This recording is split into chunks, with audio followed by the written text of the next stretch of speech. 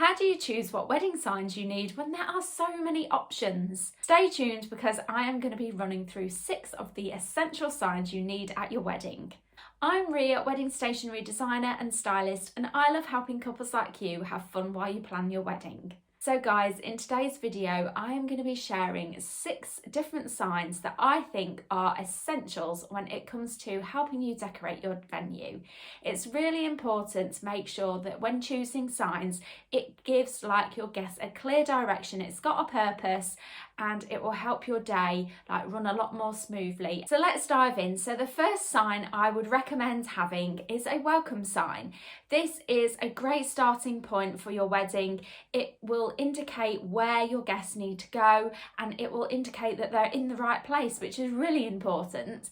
And also you can have your names at the top and your wedding date, and obviously a welcome message, which could be anything. It doesn't just have to say welcome to our wedding. It could say anything to greet your guests that you feel is appropriate. This is usually put at the entrance, so wherever your guests are going to be arriving first is probably the best place. So if your guests are going straight to the ceremony area, you'll probably want to have it there to greet them. But if you want to move it later on so that it's included in your wedding reception, then obviously you can do this while your guests are mingling, having drinks and having photos taken. Somebody could come and move it for you so that it has 2 uses. So the second sign that I think is really essential to have is an unplugged wedding ceremony sign. So basically this is a sign stating what you don't want your guests to do. So if you want your guests to turn their phones off while the ceremony is going ahead so that you don't get any interruptions, because somebody's phone is bound to ring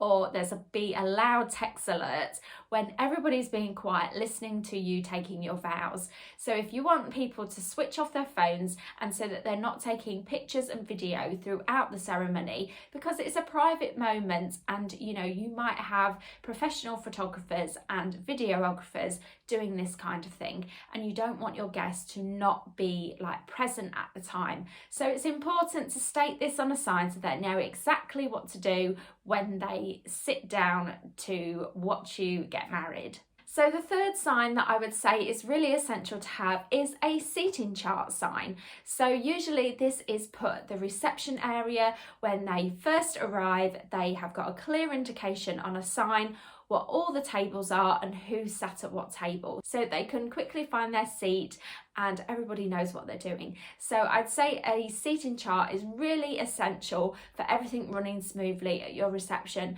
so that everybody can just get seated and sat down ready for everything to begin. There are loads of fun and creative ways of presenting a seating chart, but you basically just need to have all the information there so that it's easy for your guests to get seated. Another essential sign is the cake sign. If you're having a wedding cake, then it's really nice to show it off in style. I really think a lot of couples are making a lot more of their wedding cake, and because they have photos taken of cutting the cake, then it's really nice to have maybe a larger sign that will act as a backdrop for your cake, so that when you're having your pictures taken, you can stand in front of it and the background looks nice, which is great for if you just have a blank wall and it needs a little bit of character adding.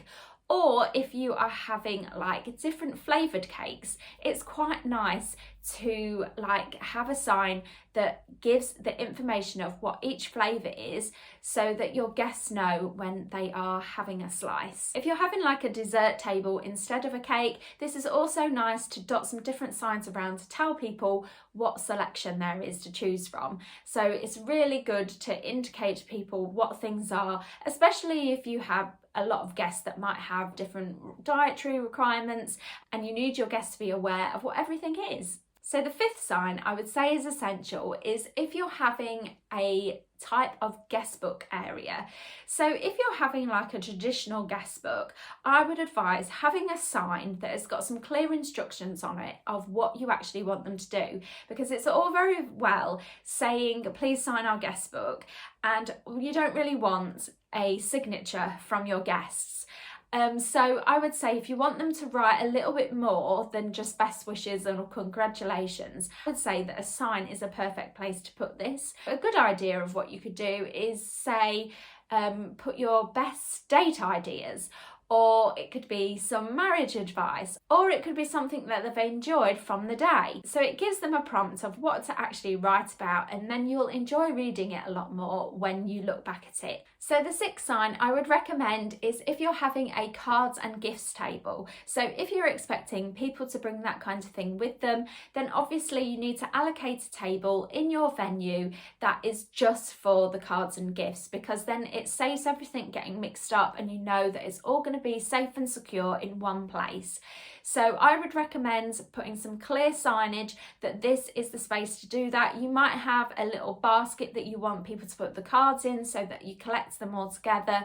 It might be a post box that has got it written on the front, or it might be that you need to allocate some extra space on the table because you know people are going to be buying gifts. Just somewhere where it's a clear indication that your guests can go up when they arrive, because they don't want to be carrying it all about with them, so they can put it on that table and they know it will be safe to do so.